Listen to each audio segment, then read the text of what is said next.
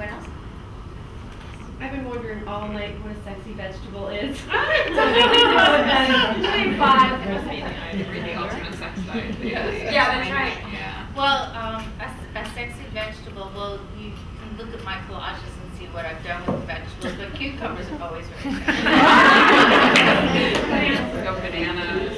And Toby said it, mumbled it under her breath, but she actually contributed to the book, The Ultimate Sex Factor Diet. Sex diet. Sex diet, sorry, the ultimate sex. Sorry, that's the snack factors combined. No, I mean the ultimate sex diet. Sorry. But yeah, there's a book out, and she was actually on Oprah as well, Karen McCloskey, and she wrote The Ultimate Sex Diet, which is, it just says if you have sex, that's your way to exercise. I agree. And so she actually, her book is very interesting, where you can do exercises with your partner, and I've actually helped her with the food display for the Today Show a couple years back. And then it actually goes through the meal plan and goes through some of the sexy foods that you do have. Of course, strawberry drizzled with some dark chocolate always works, and then she gets a little bit more descriptive when you're talking about maybe a peach or some apricots. I'm just trying to think. There's an artichoke, something in there about that. So it's very interesting, like the way she does it. No, but I also love in closing. I just love the fruit toilet paper. That is just brilliant, because really it's a great message.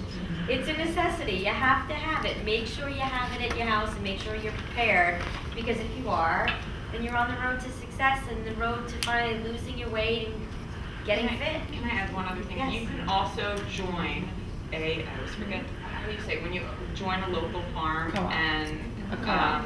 a co-op, there's another, I don't know what's it called.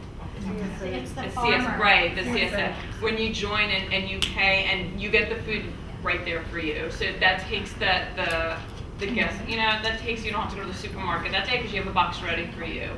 And if you want to go green or a little bit more environmental, that does it with local food. So I think that's one thing that has worked for a bunch of people that I know. Yes.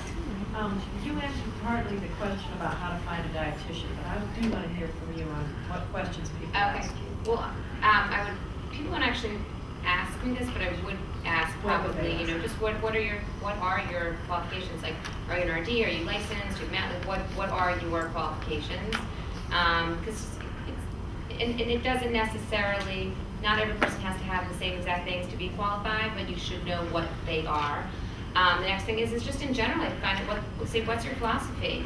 Like, and again, that's a very general question, and I think if someone asked me that, I'd say, oh, well, I don't necessarily have 20 minutes on the phone right now, but, but you do want to get, I would absolutely give them my general philosophy so they know that I'm not somebody that's going to say you're absolutely never having a sweet again, and you're absolutely never, that'll give you also a sense of their personality, like if they would be a good fit for you. I would ask them, if they work in a group, do you refer to other doctors if you think you need to? Do you work with doctors? Do you, but I really say what's your qualifications and what's your philosophy, and those would probably be the two biggest ones. Just because I think the philosophy is not just the philosophy, but it's also going to give you a sense of how they may work. Oh, and then and then also just what's the process like?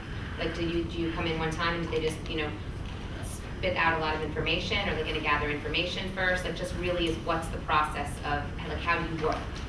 So really, I'd say, what are your qualifications, what's your philosophy, and how do you work?